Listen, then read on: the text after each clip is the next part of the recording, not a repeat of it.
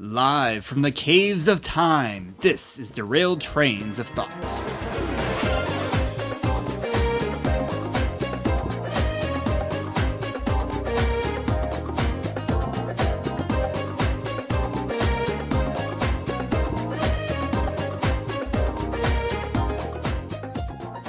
Well, hello folks, welcome to another episode of Derailed Trains of Thought. This is episode 38. My name is Timothy Deal. And I'm Nick Hayden. And so, Nick, tell me about where we're at right now. Well, it's a little more obscure place than we've ever been before, I think, but... Possibly. But anyways, all I know is that we can go left here and go down the corridor and see what happens, or we can go right here and go down the corridor and see what happens. And that's all you're going to tell me? That's all I know right now, yes. And then and what happens if I turn to page 37? Well, it goes to page 37, then we end up in colonial America. Oh, okay. Well, good to know. Yes, but if we go to page 28, we end up dead, assassinated by John Wilkes Booth. This is a strange place. It is a strange... It's the caves of time. Apparently. You can end up wherever you want, or don't want. Well, it seems like it's very well named. And it's a little random, actually, depending which way you go. Sounds like it. Yeah. But anywho, we're not here to talk about obscure whatever we're talking about. So let's move right into our main segment, Story School.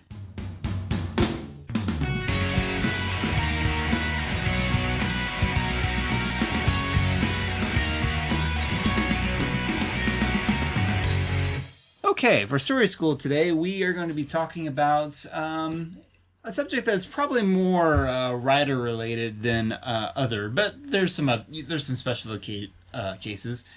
And what is that topic, Nick? That is the perspective, the point of view of your writing. First person, third person, narration. Different types of third person. Yes. Right. We decided to do this just because I wrote a random blog about it, and we thought, hey, there's a topic. Well, it was in our possible topic list, which is amazing, actually. Yeah. What that we have a topic list? Well, that too, but that is on there. I did not remember putting it there. So okay, let's go over real quick, just for people who weren't writing majors. What? Who are you? Okay. What are probably being productive members of society, but. What do we mean by what are the different tenses that you can write a story in? Well, tenses like past, present, sort of stuff. You can include that. But I mean, okay, perspective. Okay, point of views, POV. Yeah. Well, there's first person, which is the I am doing this, I am doing that. You know, I Jedi, which apparently is a Star Wars book, first person about Jedi. But Huck Finn. I'm doing this and hanging out on a river raft and talking in southern drawl. Yeah, which I'm not going to even pretend to. Causes problems for younger readers. Yes, it does. To figure out the dialect. So that's first person, very common nowadays, and I'll mention this later, but I was harassing Tasha that all YA books are first person present tense, which is I am doing this right now, I am being hit over the head, I am suffering, I am not being able to choose between my two very good looking boyfriends, whatever. All of them are that way. Even the ones that are narrated by a guy, probably. Very few YAs are narrated by a guy.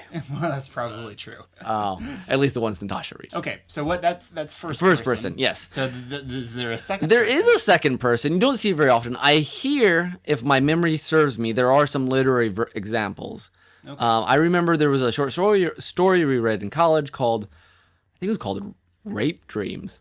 That's disturbing. It was kind of a humor, but anyways, it was you are doing this, you are doing that. It's most common from choose your own adventure books, interactive fiction, things that are trying to make the reader feel like they're the character, which would be a hint for the Caves of Time. In case we didn't give that away already. Yeah. Well, maybe some people grew up without choose your own adventure books. Poor children. It's always possible. It's possible. I mean, if you haven't died for no good reason while reading a book, you haven't lived. Okay, they should put that on a tagline for their books. Thing is, probably kids these days would probably say that they have died for no good reason in one of their video games. We're so old, Tim. It's like, okay. Back in our day, we had to read a book to interact with fiction. But we've talked about interactive fiction. So we won't go over that. But there are, I want to say, and I could be completely off my rocker, but I want to say that Virginia Woolf has some book written in second person. Oh, really? But again, it might just be like two random neurons crashed together and told me that. So, but I know Natasha one time had tried to read a advanced reader copy of a modern teenage, like pretty thick choose your own adventure type book. Oh, interesting. Not like one of the adventure, like, oh, I'm a pirate and I just died because the cannonball chopped my leg off or whatever. Right. Okay. And then there's third person. Yes. Which is, for many, many years was the way you wrote things. He did such and such a thing. She did such and such a thing. And then there's limited where there's detached where you don't get anyone's thoughts. Yeah. You're just reporting it like a newspaper. Which is sort of the style you use for The Unremarkable Squire. It is. The Unremarkable Squire is very much, you don't get thought process at one point. But yeah, and it's a different way of doing things, and actually not a very common way, I think, nowadays, because people always want to be very emotionally invested in their character, and normally that's by getting deep in their thoughts, either through first person or through third person. Well, there's limited, which is, I think that's what, I don't remember the technicality, but when you're following just one character. Right. It's basically like first person, except not exactly. Yeah, it's not exactly. Yeah, you just have this little barrier, but there's a lot of phrases that the character would use and kind of it. Right. Sometimes you have thoughts, or sometimes the thoughts will kind of meld into the dialogue. In The Wilder, which is a book that I reread and from an old Pulp Fiction project where one person started a story and then the next person would continue it. And Aaron had started the story, and it was a comic booky story, so it made sense and employed the protagonist's thoughts a lot, even though it was told third person. Yeah, and then there's a omniscient third person where you see everyone's thoughts. I mean, it kind of just switches. You're just roving around in people's heads, which also is not real common, but people do. Yeah, I don't think the third person omniscient, I don't think is as common probably as the other two. Because it seems like when I do encounter it, it always kind of throws me for a loop at first. And I think you can do it very badly as well. I mean, you got to do it in such a way so you're not being confused. It seemed like there was some book I just read an article about where they do it it's very interesting how they do it, because then you're constantly seeing one event happening and all the different people's perceptions of the event. And so you can play with it that way. Sure. I don't remember. It was a list of science fiction books, I think. I guess in a certain sense... Lemony Snicket does that to a limited... It's a sort of a limited omniscient. It's kind of funny because, Lemony Snicket is actually a character in those books. Yet at the same time, he tends to kind of go into the minds of each of the Baudelaire children pretty regularly. And then there's various versions of narrators that, there's first persons that know way more than they should. Yeah. And stuff like that. So there's a lot of ways to play with it. And I think why I was talking about it originally on my blog... Because I was thinking back that I used to write a lot of first person, and Greg, who's a listener of ours, mentioned in the comments that he thinks, and I agree with him, a lot of people start with first person because that's just very natural. It's just yourself, and so you just kind of write in some version of yourself. I did it, I think, a lot because I tend to write very comedic, kind of overblown characters. And I think when Dawn was on our podcast several episodes ago, she talked about that for the same reason, that she really preferred talking. It's the easiest to get on her character's heads when she's doing it from that perspective. And yeah, because you're very deep into the person's heads, and the interesting part about first person, though, if you stylistically, is that they can be completely wrong. I mean, and what's actually happening, how you're perceiving it, and I know some writers really play with that. You have unreliable narrators. Yes. Well, and sometimes though, even then, you can figure something out that the character doesn't know, even though you are in first person. Like Hunger Games, Katniss is constantly fighting on who she should be with, or Katniss is sort of short-sighted when it comes to herself. She tends to have a pretty low opinion of herself, and so there's a lot of times when the reader kind of figures things out before she does. And I think kind of drove at least one of my sisters nuts, that fact about her. But I think it's a very interesting thing with first person is that as the writer, you're playing two games. You're playing, here's what the characters think, and here's what I'm trying to convey to the audience.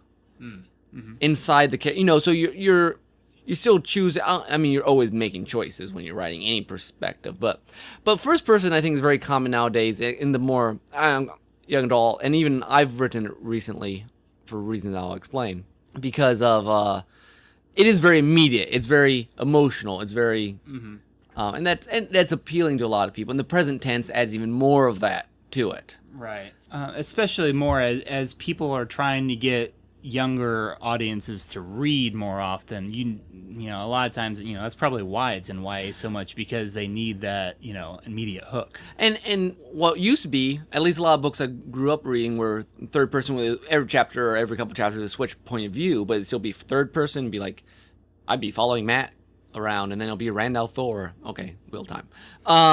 That's why I learned a lot of my perception of how you write fantasy, is that you get behind the character's head and you do it from their perspective. And 2 or 3 chapters later, you switch perspectives, and that's how I wrote Stern Fred. But nowadays they'll do first person, but they'll still switch people every couple chapters, and they'll have 2 or 3 first person narrators,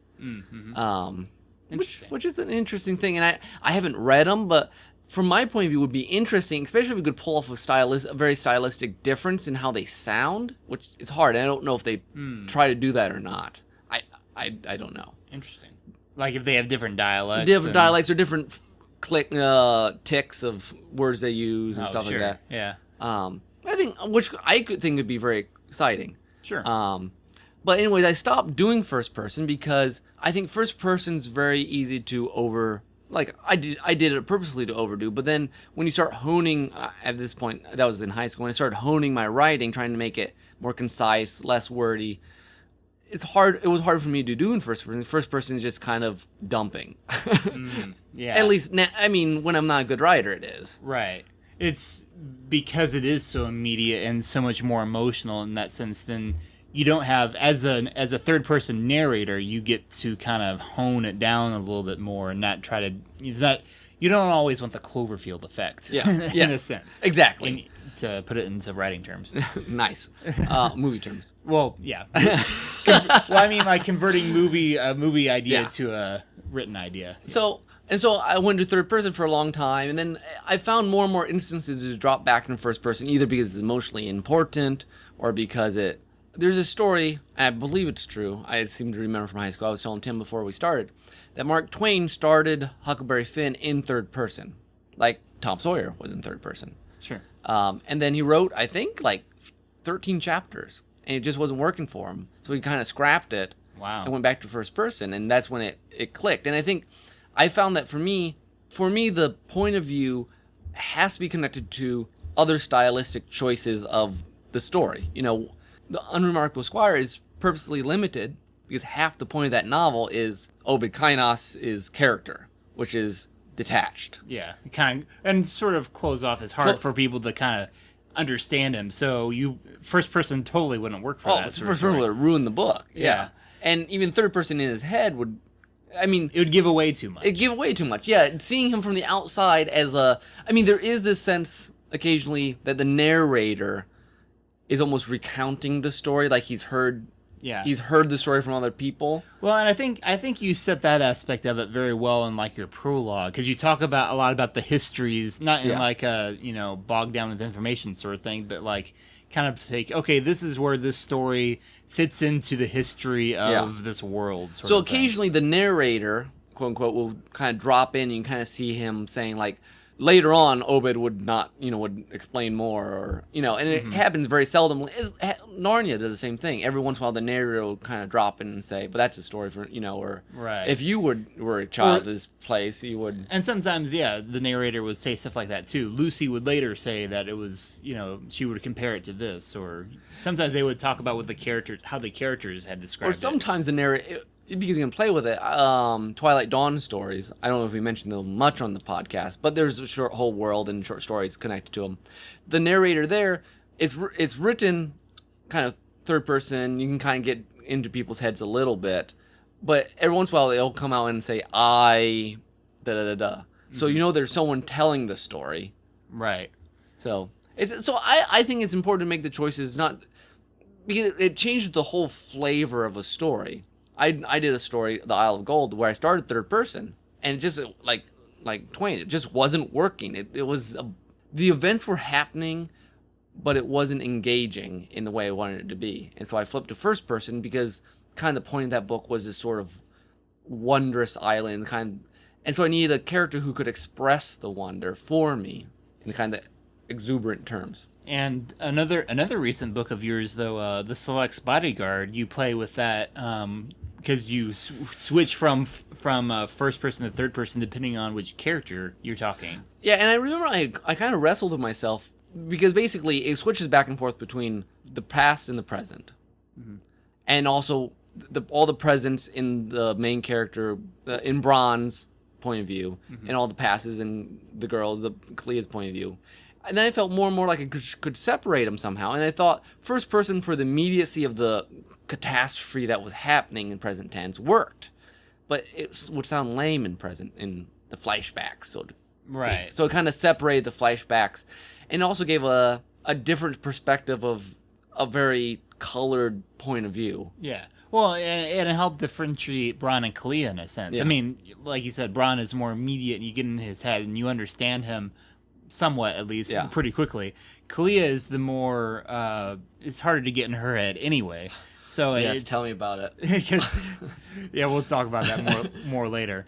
But so it made perfect sense to have a third person detached sort of thing for her. But it was weird to kind of do this back and forth. Mm-hmm.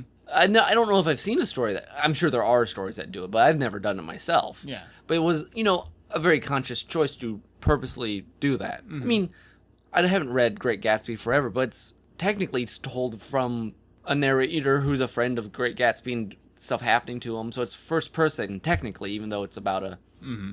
Interesting. His name's Nick, so that's why I remember. I think I mentioned that last podcast, but... Nice. Well, we've been talking mostly written word, but sometimes you get into some of this sort of thing in more visual mediums. Now, there has been a very rare, when you think of like first-person camera, you're probably thinking video games because first-person shooters, that happens a lot. Portal is an interesting example of using the first-person perspective in a completely different way, because Portal is in its heart really a puzzle game, but it didn't really need to be first person per se in order to have the game mechanics of it, just the puzzle of using portals to go from one place to another. But because they used a first person thing, then they added this whole other element of experience. Like, what would it be like to have this portal gun? And it adds to the kind of the creepy setting and story that they also tell with it. That reminds me, I loved when growing up the old adventure games like the LucasArts games like Maniac Mansion. Well, I didn't play much of like Full Throttle or Loom. Okay. If anyone's played Loom, that was a blast. Or even the King's Quest. I used to play King's Quest and Hero's Quest. I'm sorry, you want to be a hero. Those were awesome. But it's interesting. Then Myst came out. Myst is the same kind of style, except it's first person, and you were completely... I mean, the whole point of being first person was being immersed. I mean, you were the guy walking around touching puzzles, mm-hmm. which vastly changes your experience of that sort of game, especially when they purposely make it so that it's such an engaging... I mean, the world is the character. Mm-hmm. And in things like King's Quest and those, feels more puzzly. I mean, Myst is very... it's all puzzle, but it has a different... exploratory sense to it. Right, yeah, it's a totally different feeling to it than if it had just been 3 bits and you're looking at the characters. And if I had an iPad, I would buy Myst for it. They have it. That's what I've heard about. Perfect. So anyway, that's how most people think about first-person camera perspective, but it has been done in the movies occasionally. And I'm not just talking about Cloverfield, although Cloverfield is obviously a pretty recent example of it. But there's actually an old Humphrey Bogart movie where, I think it's called Dark Horizon, where like the first third of it is completely from Bogart's character's perspective. Weird. It is very weird because it's interesting seeing this black and white movie and then seeing actors like talking straight to the camera looking at you. That's kind of again, it would be something you had to choose on purpose, but could be really neat. Well, in this case, it's got a bit. It was a little bit of a gimmick in this movie's sort of case because in the first bit of the movie, basically the perspective changes back to regular standard movie, third person sort of thing.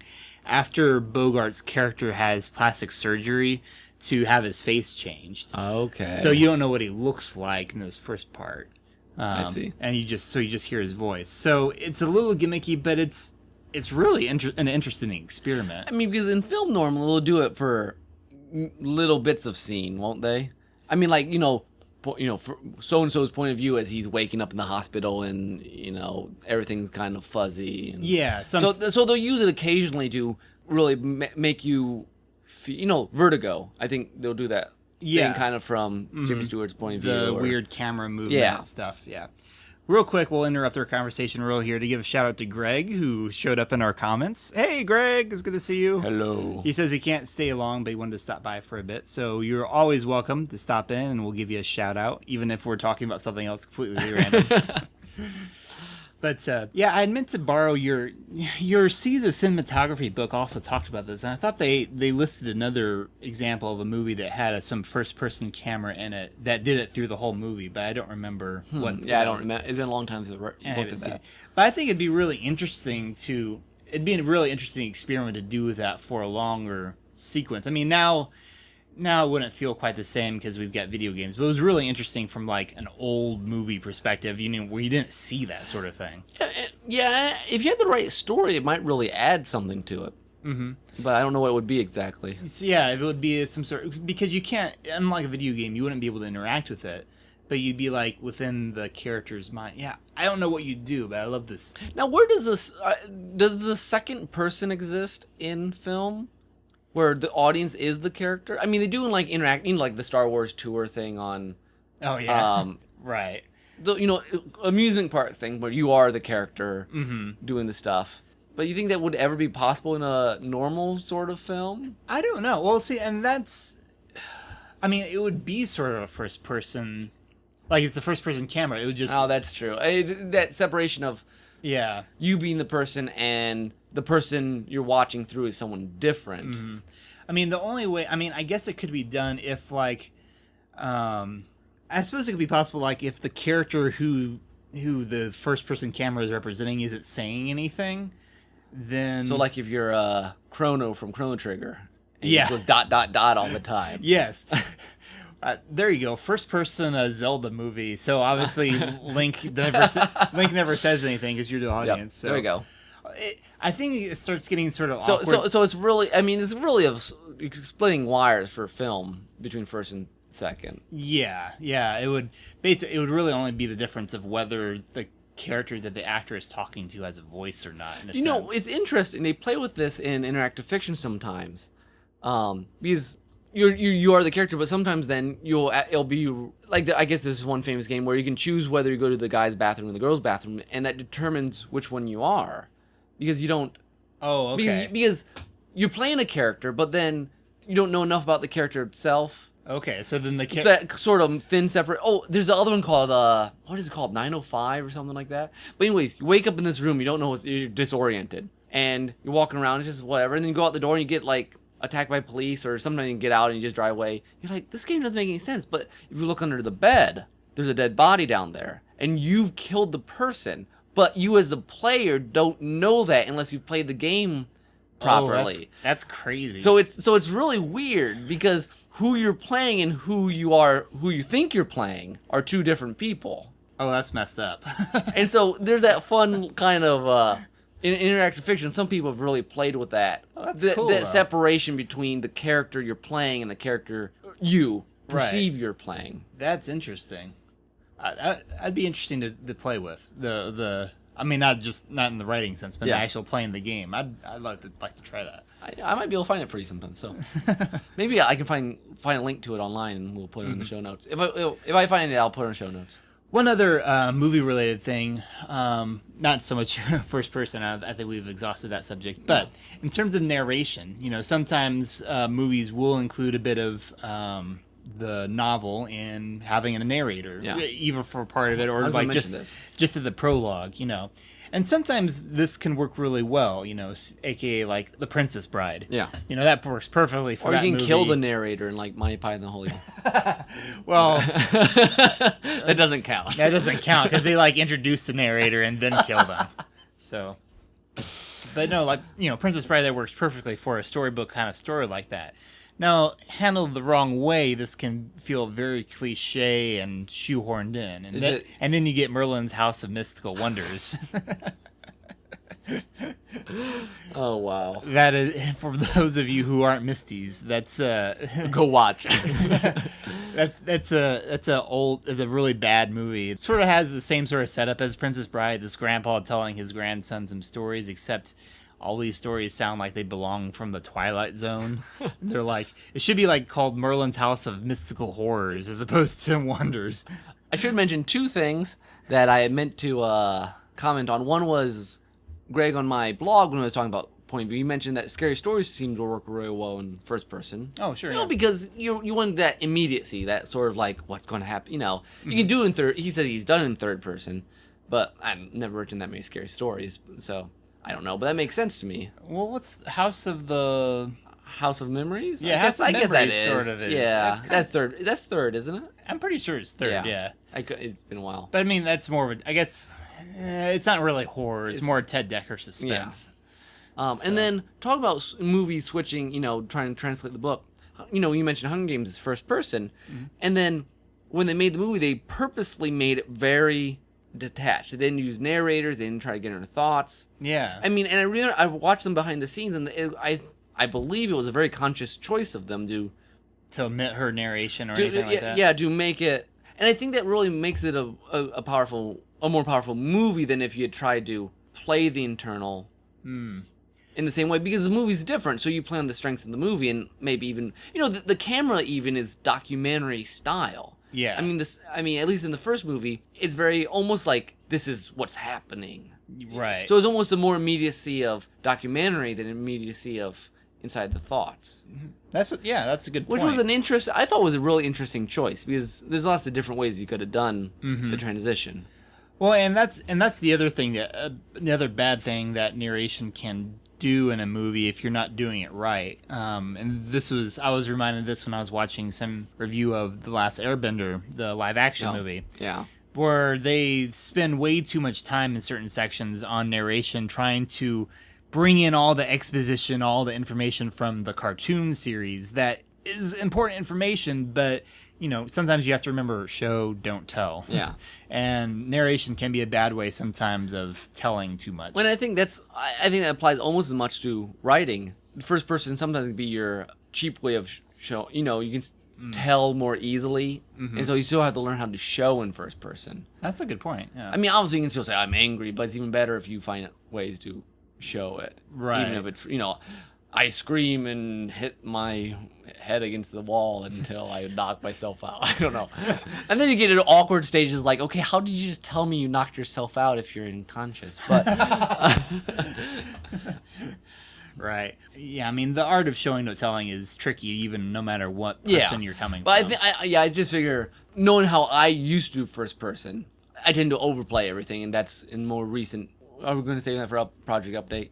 Yeah, I'd probably say that. So, all right. Anyways, but that's a good discussion about perspectives, and as always, as we've said on here, in many cases, it just depends on your story. Imagine that. No hard and fast rules. You know what? I'm really not a fan of those 10 ways to do such and such a thing. Those sell magazines and sell books, but I don't think they're true to anything. Don't tell Dr. Hensley that. Well, I mean, they're good guidelines. It was interesting. I read recently, basically 10 rules of writing for science fiction that you should throw out the window. And it's like normally you do this. Why not do it? It's like examples of great novels that didn't do it. Right. Did not do this style of narration, or did not do this style of. It's like avoid info dumps. And well, here's a really good novel where the info dump is awesome. So interesting. It was a neat list. So there's always exceptions. But yeah, know your story, like we said before. Anywho, we're done. I guess be willing to try the other way if it doesn't feel like it's working. Yeah. So. And that's an important lesson too. So first person isn't working, third isn't working. You try second, it's not working. The story's not going to work. You've exhausted all possibilities. You are writing from the hive mind. I'm sure someone's tried that too, but.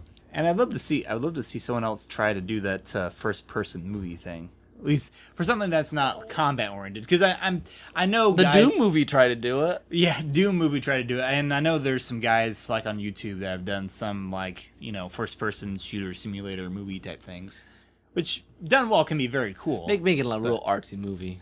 Yes, I think that is one problem. I think I did hear from about like the movie that tried to do that, because then you wind up having actresses trying to make out with the camera, and that's kind of awkward. Well, they don't make it romance.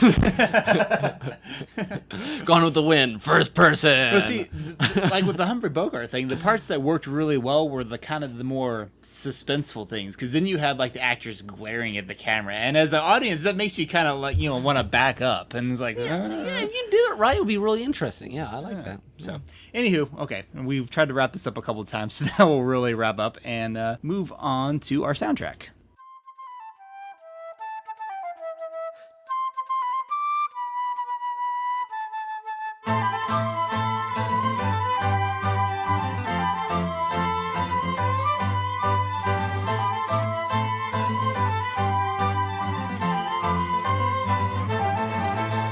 So this is your first this time. Oh yes, I am first this time. So I went through all kinds of things, and my gut reaction was Doom. It's first person, and Maze Doom did lots of first person Doom action, and then I'm tapping my foot over here. But anyways, so I decided not to do that, and decided to go a little different. I wanted to get a different perspective from characters in the game.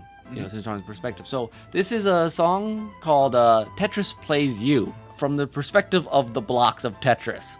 There's a wide variety of good old overclocked remix people who are crazy. Well, okay, but we're involved in this song. But anyway, collectively they're called Block Party. I think, pun intended. Okay, Tim got me in the list, so I can attempt to pronounce their names. There's Zircon, which is always awesome, and his wife Jillian Versa.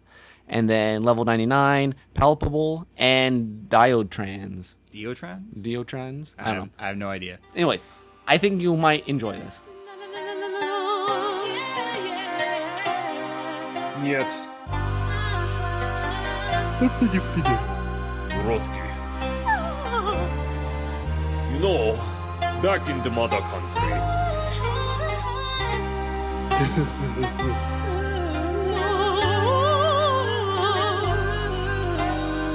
Is this where I come in? I am the square, you can put me over there in the middle or the corner, I don't care. Vodka. Look at me, perfect symmetry. Rotate all you want, it's the same you see.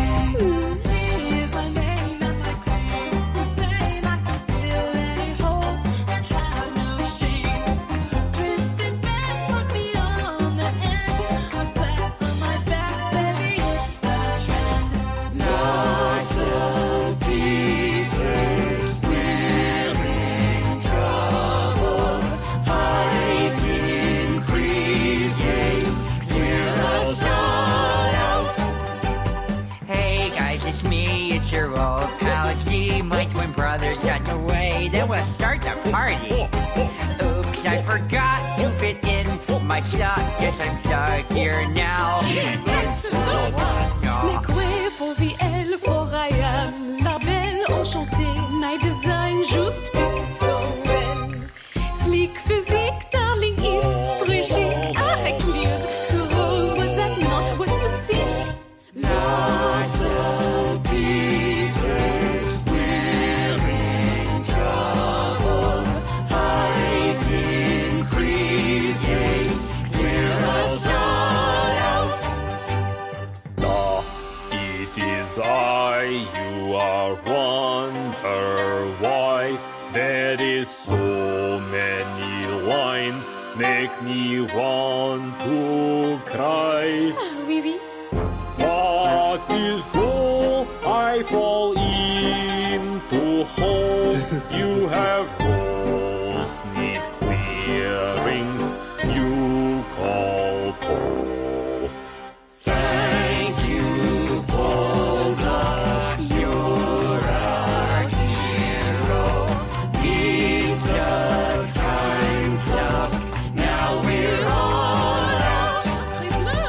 But descending is our torment. Never ending. What's this about?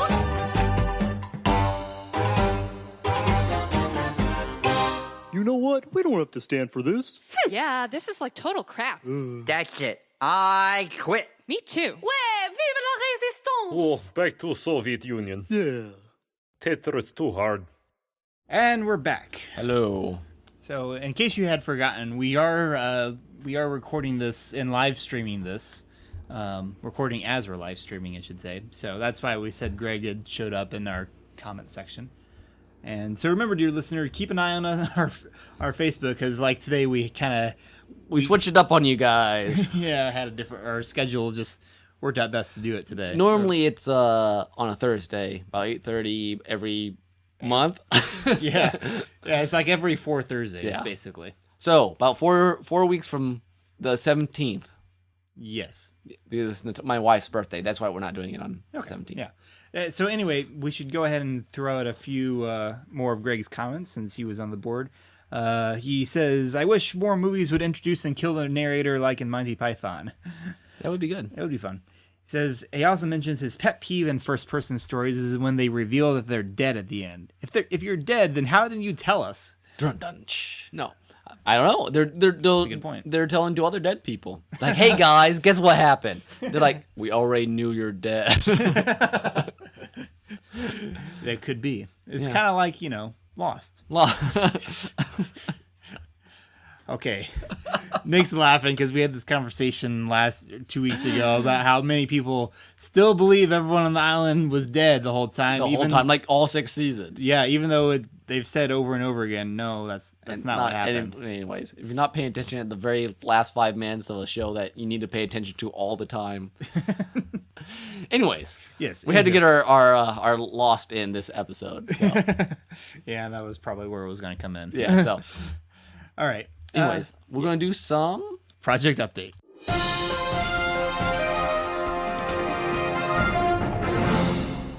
At some point, we're going to make it easier to queue up our musical cues. Right now, I just have like a GarageBand timeline that I like. He had like 8 windows open, flipping between them. Yeah, it's pretty interesting. So, yeah. Okay. Anywho, project updates. So, I will start with my plug for if you have not read The Unremarkable Squire, how dare you? No, but it's still available. Yeah, it's still out. So It's still a great book. You It's have still- some more reviews. I have on some more Amazon. reviews on Amazon. So if you don't trust me, trust the reviews or don't. But no, generally, I've had people generally say they really enjoy it, Yes. which is always encouraging. Yeah, it's a very, very accessible. Maybe more accessible than, say, The Clock Tower. Yeah, which Tim just read, and he's like, "This is kind of odd," which I completely agree with. So, But I mean, a good kind of odd. It's kind of a fairy. Well, not fairy. Well, it's sort of fairy tale, but kind of parable. it switches like 3 times. But if you like George MacDonald, I think you would like this a lot. If you don't know who George MacDonald is, you might not like it. The other thing I've been working on lately, and which we keep like half hinting about, and why we started talking about narrators in the first place, is Children of the Whale still exists. And Yes. if you haven't been reading it, it's a good time to do it because we have 3 whole novels done. And so if you don't like to read it week by week, you can download them. Well, the ebooks of Fall of the House of Kaiser and The Doctor's Assistant will be coming out. I think Kaiser should come out this week, and the next one the week after. Okay. So you can read in one lump sum if you're that sort of person. And kind of remind us. Let's see. So House of Kaiser is actually a separate series line within Children of the Well. That's true. Yeah, there's 2 storylines. One is Select's Bodyguard, which is about these 2 people, Bron and Clea, and their story continues and the Doctor's Assistant, Right. which is also just finished. And the other storyline involves a young would-be emperor named Jason, and he belongs to the House of Kaiser, which, as the title of his first book suggests, falls. So. So anyway, that's been and Also, a nice allusion to Poe. oh, okay. Fall of the House of Usher. Yeah. Okay, gotcha. And it has nothing to do with the book. I just like the title. Well, anyway, Jason's story will be continuing this fall. In a couple of weeks, hopefully, you'll get the Yeah. story going. Yeah, in a couple of weeks, his sequel book will begin. And we won't be serializing 2 books like we did with Doctor's Assistant and The Fall of House of Kaiser. That proved to be too time-intensive for our limited staff. And possibly for our limited readers. True. But his will be continuing next. And then the third book of the Bron and Clea series will be written by none other than... Nick Hayden. Oh, but me, yes. So, it's called tentatively The Well's Orphan. which is kind of a fun title. The problem is I wanted to. It's about Clea, and she's a hard nut to crack. She's a kind of abrasive, overly intelligent. She's sensitive. She's too smart for her own Yeah. good, in a nutshell. Yeah, basically. So she's and she was written in third person for all of Select's Bodyguard except the last chapter. Shh, that's spoilerish. Is it? Oh, a little bit. And then Laura wrote in third person because that makes the most sense. And I was going to do that same thing, but it's all about her, and it's a very emotional time for her. And then last minute, I'm like, okay, I'm going to write her first person. And then I kind of stared at the computer for a long time. Because she's not an easy one to do first person. There's no easy grabbing point. Yeah, way in. Because and the problem is she has like 2 or 3 levels of self-knowledge, which is really weird. Like she does certain things, and then sometimes she knows she's doing certain things on purpose just to annoy, so it's another time she's lying to herself. She's lying, and she knows, and somewhere deep down she knows she's lying to herself. So it's another time she doesn't, probably. Yeah. Or, doesn't admit it. Yeah, I don't know. And the thing is, though, I had to write with this sort of ambiguity on herself while also being detailed, while being really concise and, like... Matter of fact. It's weird. And emotional without being overdone, and even though she's, like, in a horrible, horrible spot in her life. So, we'll see if it works. So far, the first chapter, I know Natasha thought worked. So that's good. So... that should be coming out in January. So you can tune in then and see if the experiment works. See how horrible it is. how much of a train wreck you had on your hands. So, and for a couple quick reviews, I should point out here that Greg, aka the North Sea, as his Mixler username is, commented that he loved the Clock Tower. So as he should. So that means you should all go read it. Yes, because there's a review for you right there. So are those the projects? That's what I'm working on right now. I got other stuff I need to do, but haven't. Like I did actually some work on Sir and Fred until I started on this book. Right. I'm trying to hammer it out as quick as possible. So. Right. Cool. And I should mention in terms of projects for me. Oh, Fest. Yes. I recently put out a video of my Muppet roommate Leo visiting the local Apple Festival here in Kendallville, which was a lot of fun to do. It was originally filmed 2 years ago, and I can't remember if I mentioned it on the podcast before or not. I might have. I don't remember. I'm sure I've said something about Leo at the very least before. Oh, yeah. But anywho, that's on there. He's a crazy city kind of puppet guy that's visiting a rural Apple Festival, Fall Festival. Yeah. Pioneer Festival. Pioneer, yeah, that's that kind of thing. And he has... I told Nick, Leo is sort of, I never quite know what he's going to say next. He's sort of like an alternate persona. I perform him, well, don't tell Leo I perform him, but he kind of does whatever he wants. So anyway, some of his reactions are fun. I went through the hay maze with him. That's probably the craziest thing I've ever done. Crawling around my back with this kid leading me on. Come on. I'm like, hang on, kid. I'm about to die of asthma here. But... Nice, but it's a fun video. It's long. It was like 11 minutes, but it's fun. Nice. Okay, that's all we got. That's all we got for projects, and that's plenty of it. So with that said, let's move on to our take on Tales.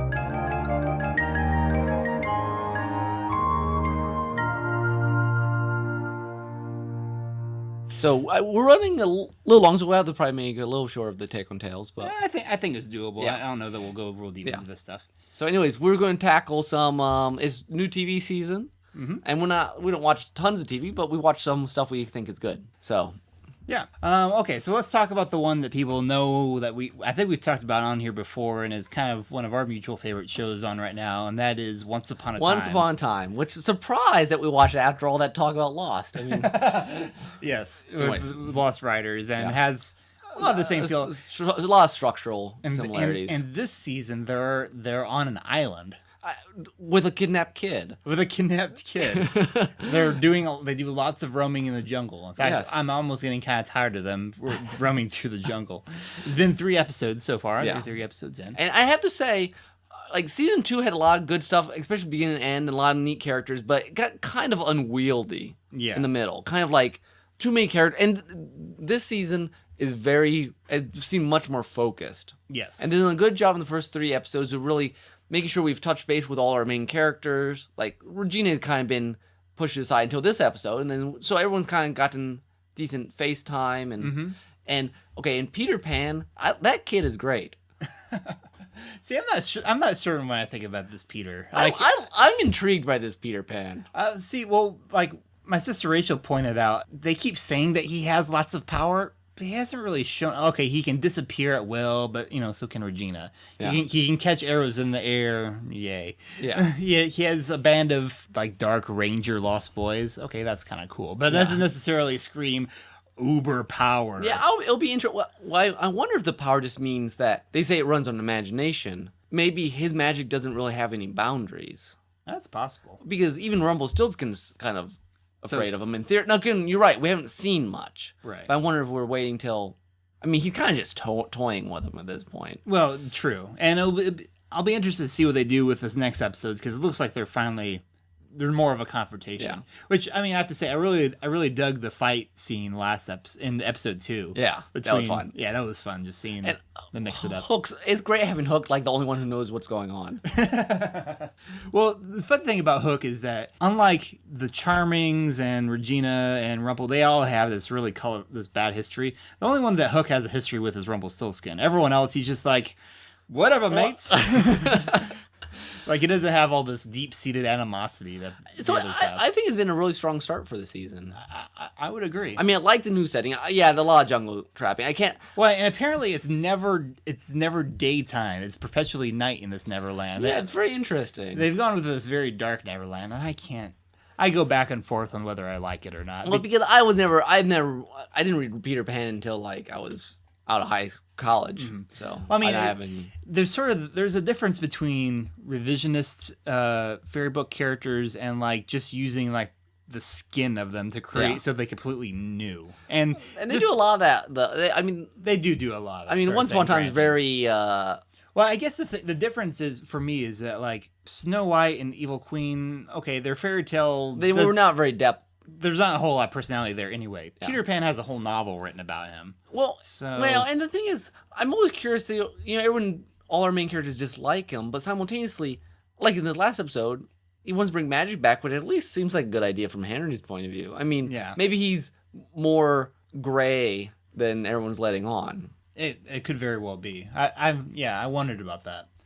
So we'll see. Yeah, we'll see. Plus, realistically, you have a whole island full of boys that don't grow up. There might end up being more Lord of the Flies than Happy-Go-Lucky. I mean, in a more realistic world. Oh yeah, true. So it'll be interesting to see where the season goes. But yeah, so that's that one. That's that one. And then the new Once Upon a Time. Yeah, the spin-off, Once Upon a Time in Wonderland, which I really liked the pilot. I did too. I was, because pilots are hard. Yeah. I mean, pilots are tricky things. And I thought, you instantly like all the characters, or at least find them in... I mean, the person with the least... The Red Queen, I felt, was kind of the weakest. Yeah, one. and she just is. Yeah. Jafar, I was really actually impressed with. Yeah, man, Jafar. They had a really nice intro for Jafar. Yeah, and I love that they even has the snake staff. Yes. I'm like, yeah. No, that's quintessential. If you're gonna name your character Jafar, not just evil. What's his title? Vizier. Then you got to have the snake stuff. And I love the Alice character worked really well, and the Jack. I mean, well, and I was happy too. I didn't know that they were gonna have her actually be a little girl. Like at the start, like the idea that she's been going to Wonderland for years now, basically. Which I thought maybe like the whole, because like when Disney did the Alice Wonderland movie not too long ago, they had Alice be older the whole time, didn't it? Yeah, or was that a return sort of thing? I don't remember. I don't remember now. Okay. But anyway, I like that she started off as the girl. So that it's very much in the wheelhouse of Once Upon a Time, and you got True Love and da-da-da. Yeah. So if you don't like Once Upon a Time, you won't like this. But if you like the original, I can't imagine not liking this. Basically, yeah. What I appreciate, I think, is that it didn't feel like it was like just the stepsister Once Upon a Time. Though they had a couple connections, it didn't feel like it was like hanging on everything that was right, like it was dependent upon the other show. Yeah. And I was surprised to see Storybrooke have a cameo in a sense. I didn't really expect that there would be any connection, and I'm kind of curious how that works, since apparently the White Rabbit had to bring the Knave of Hearts back in time to rescue Alice, or so it seemed. I don't know. 'Cause- back in time, why is that? Well, because Alice was in like Victorian London or something. Oh, Or like older 1800s. but the knave wasn't. No, the Knave was in modern time. That's yeah. what I mean. Oh, I see. How did he get? They had to go jump back in time to go from modern Storybrooke. He's a time traveling, right? Well, he's always out of time. He's always late. That's true. I guess it makes sense. So, though I thought it was funny, they're always trying to find ways that can around world. Apparently, all you need is a rabbit can dig holes in your set. That's true. Unless it can only go to Earth. I don't know. Yeah, I don't. That's possible. But yeah, they just need to find a White Rabbit. Yeah. That's all Balefire needs, Yeah. I guess.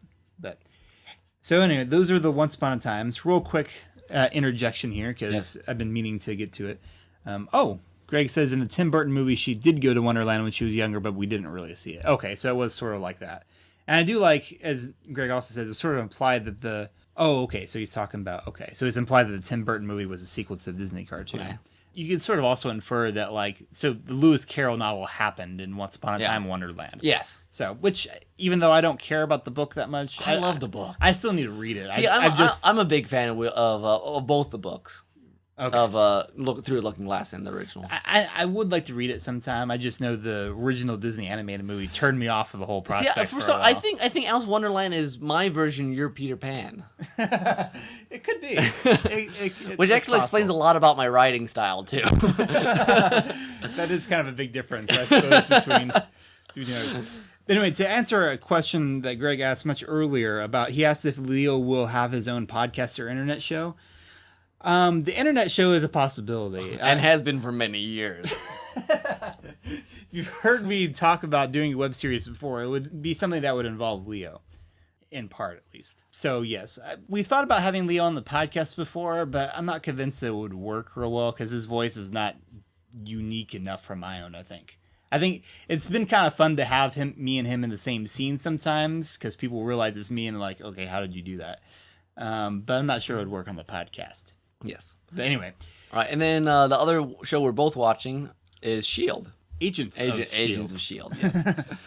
Which, I was kind of ambivalent towards the pilot. I thought it was good, but it was like, pilots are hard, and I didn't know any of the characters very well. Right. And since then, I felt like I got to know the characters, and it's just kind of fun, and Coulson's awesome. Yeah, yes, Coulson is awesome. What I liked about this last episode is aside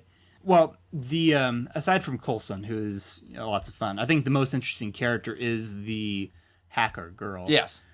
Just because there's this whole ambiguity of, is she going to go with him, is she not? And in a sense, she really kind of plays with, she's kind of the stand-in for the audience in a sense, in that, S.H.I.E.L.D. is this like secret government agency. Full black, Men in Black. Men in Black, yeah. They're the government group that we're not sure if we can trust them or not, especially in, today's world. Yeah. With NSA and all that kind of stuff. And yet, S.H.I.E.L.D. is, the good guys here. So at least that's what we want to believe. Yeah, and it was interesting when I think once I watched the pilot, then figured out what kind of show this was going to be. Because I wasn't sure, because Marvel's done lots of different types of levels of realism or not. And this is a very comic booky show in many ways. Yeah. And simultaneously, it's trying very hard not to be like the movie. I mean, it's not trying to do the big plots. It's which you don't. It's a good thing. Yeah, it's a very good balance, I think they have, because it's a comic booky show, but it's focusing on the secret agents. It's not focusing on like giant powers or responsibility maybe. But. Yeah, and I think there's a lot of fun potential there. It's been entertaining so far. And I like the mix of missions that they've had. I think that's been good. Zach thought it was a good job that they did. The second episode was in another country. It's kind of like, okay, we're not going to just hang around trying to hunt down superheroes that all happen to be in New York exactly. for some reason. Yeah. Except the Runaways, which are in L.A. Right. Which Runaways would be a really interesting thing to have. That would make a great TV show, honestly. Oh yeah, definitely. And I guess the guy that they had at the end of this last episode is a minor Marvel villain. Oh, really? But because Nice. you saw the hand coming out of the powerful goop or whatever it was. And I think it's nice to kind of run around the edges of the big names for this. Oh yeah, because there's tons of minor characters and villains that will never be in the movies. So is probably. Moon Knight small enough to get in this show? and Cloak and Dagger. Cloak and Dagger. Oh, that's what I'm thinking. Not Moon Knight. Moon Knight's also a C level or B level, but Probably. Maybe Cloak and Dagger. that'd be kind That'd be neat. But seriously, I think Runaways would fit perfectly within the show. I don't know if they'd ever do it, but I think that'd be a perfect fit for this kind of shit thing. So yeah, good hopes for that. So thanks for listening, Greg. I'm glad that's he has to go. He's got to go run. I have to go here in a few minutes too. So yeah, we're getting to the end of it. You want to talk about Revolution? Revolution, another show I've been watching since the beginning. Early on, I was like, I don't know, and then they'd had their break, and then they like kicked it up like 5 notches, and it was like moving at laser speed. Like they were just going like months at a time, and the show's always been kind of gritty. I mean, it's post-apocalyptic largely, and so there's people with they fight with swords, and there's they kill people indiscriminately. The random, which has always bothered me a little bit. But the drama really kicked up in the writing, and I thought, okay, I'm going. And then season 2 started. I think we've seen 3 episodes, and it's brutal. Yeah. I mean, and it's like the guy the main character gets his hand smashed with a hammer, broken. It's just, it borders for me on a little too much, a little too dark. Just simultaneously, they somehow always have this sort of hopeful. It's not horribly bleak. I mean, it's dark enough, but it's like, but we're trying to be good people, and we can be good people, or something like that.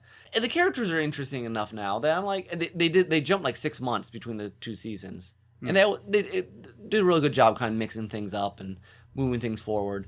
So it's been a very entertaining show so far. I mean, I'm going to keep watching it. I think drama-wise, like the last episode, they know how to ratchet it up. And they've really played with that, keeping stakes really high and not pulling many punches. So you don't feel like it's hit Battlestar Galactica levels of Not emptiness yet. And I think, the Battlestar Galactica thing, I was thinking about the other day, I think in the comment, bouncing off our episode last time. Well, a comment, Greg had left, and I was thinking, sometimes I think the difference is when the pain brings out some sort of aspect of your character, I don't mind as much when the pain seems like it just hurts your character. And so far, the pain has, in Revolution, has tried to draw out either good or bad aspects of our main characters in a certain way, and not just like, and life's horrible. It's like the guy gets his arm beat up, but he still wants to protect, but he only has one hand. And so, so they play enough with it. Okay. That I think it hasn't got that level yet. I mean, it could get that level, right. I think. So I'm waiting. Okay. And real quick, I'll just give a shout out to NCIS, which I know it's not great TV, but family has watched it for years, and so I watch it with them. It's fun, and they're procedurals, but after it's been on for like the main series NCIS has been on for like 10 years.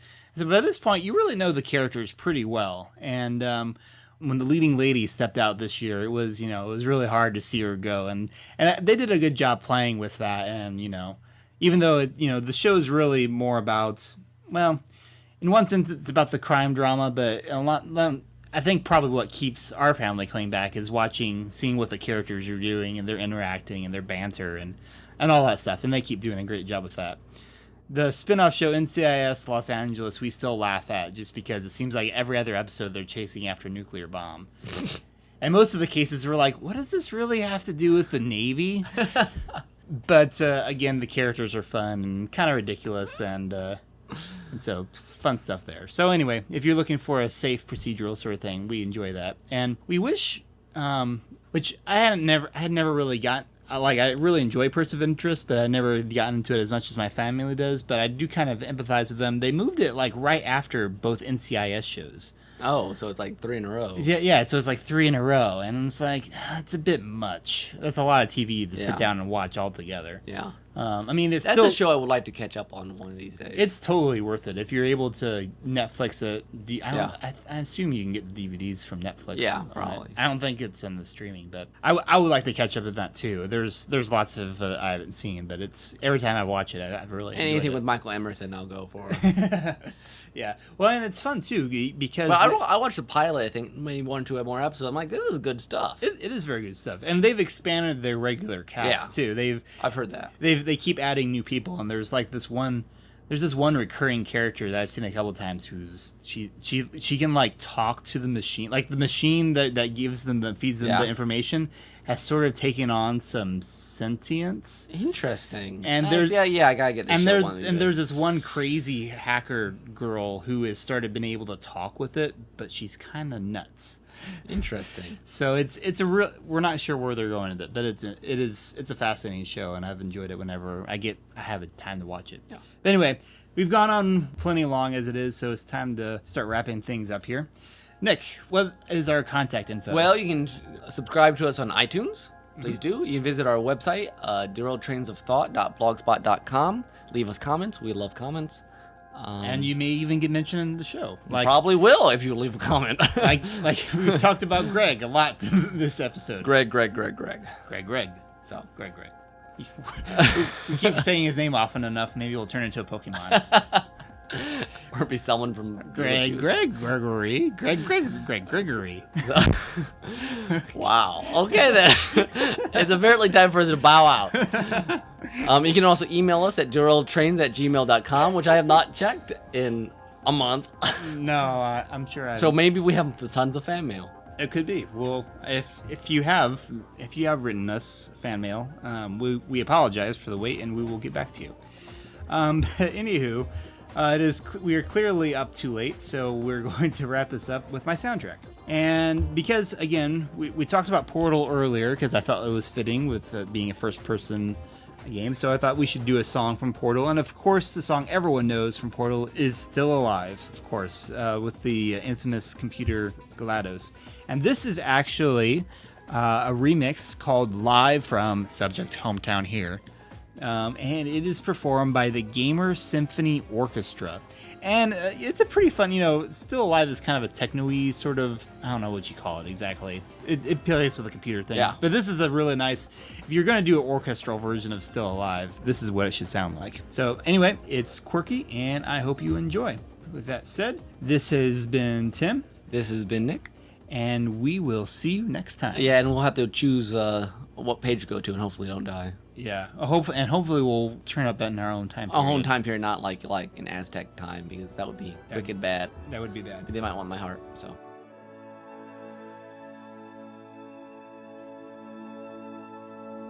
This was a trial. I'm making a note here. Huge success. It's hard to overstate my satisfaction.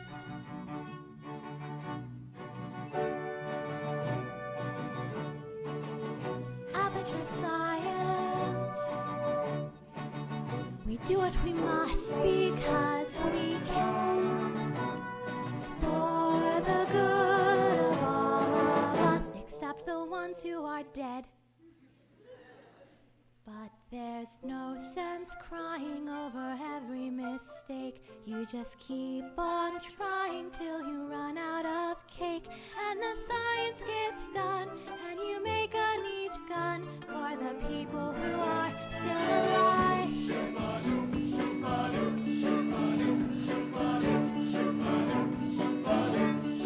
Not even angry.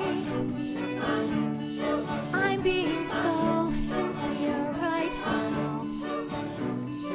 Even though you broke my heart and killed me and tore me to pieces and threw every piece into a fire. As they burned, it hurt because I was so happy for you. All these boys of data make a beautiful line, and we're out of beta, we're releasing on time. So I'm glad I got burned, and of all the things we learned, for the people who are still alive.